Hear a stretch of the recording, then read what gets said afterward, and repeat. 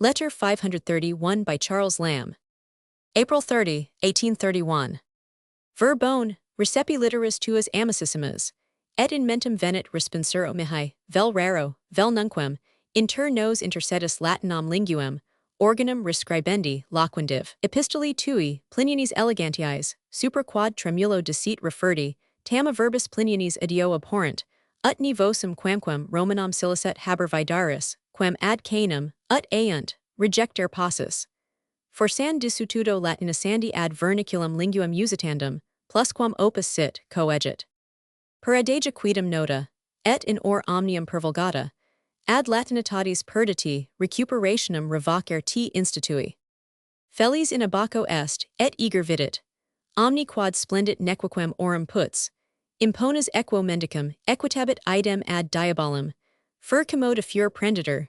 O Maria, Maria, valda contraria, quamodo crescit hortulus tuus, nunc majora canimus. Thomas, Thomas, de Islington, uxorum duxit dinupera dominica, reduxit domum postera, succedenti baculum emit, postrati ferit illam, egressit ilia subsequenti, proxima nemp veneris est mordua, plurimum gestiat Thomas, quad appropinquenti sabato efferenda sit.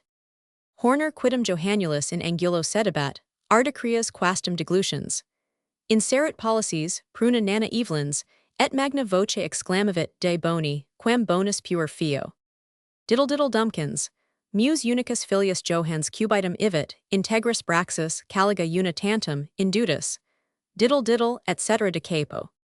Hied sum saltans Joannula, cum nemo et sit mihi, semper resto sola. Enigma mihi hoc salvas, et Oedipus fies.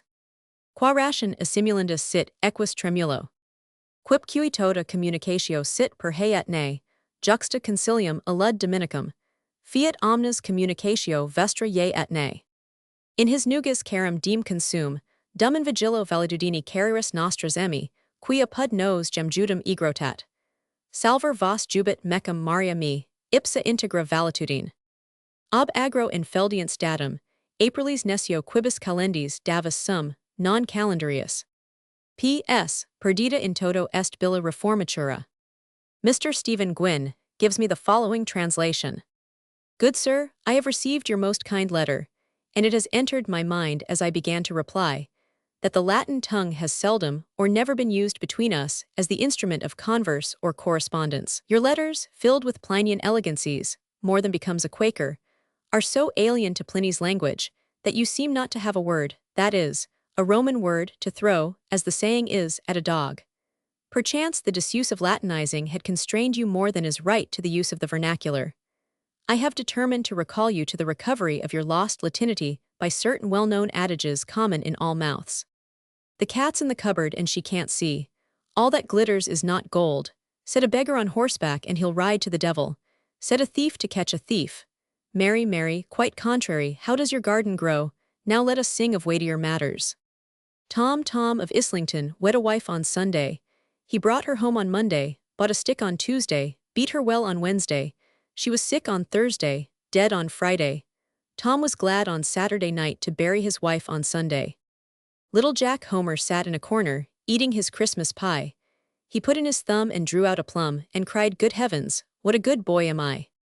Diddle, diddle, dumpkins. My son John went to bed with his breeches on, one shoe off and the other shoe on, diddle, diddle, etc. de capo. Here am I, jumping Joan. When no one's by, I'm all alone. Solve me this enigma, you shall be an Oedipus. Why is a horse like a Quaker? Because all his communication is by hey and nay, after the Lord's counsel. Let all your communication be yea and nay. In these trifles I waste the precious day, while watching over the health of our more precious Emma, who has been sick in our house this long time. My Mary sends you greeting with me, she herself in sound health. Given from the Enfield country seat, on I know not what calends of April, I am Davus not an almanacal. P.S. The Reform Bill is lost altogether. The Reform Bill was introduced on March 1, 1831, by Lord John Russell. The second reading was carried on March 22 by a majority of 1. On its commitment on April 19, there was a majority of 8 against the government. 4 days later, the government was again defeated by 22 and Parliament was dissolved. But later, of course, the Reform Bill was passed.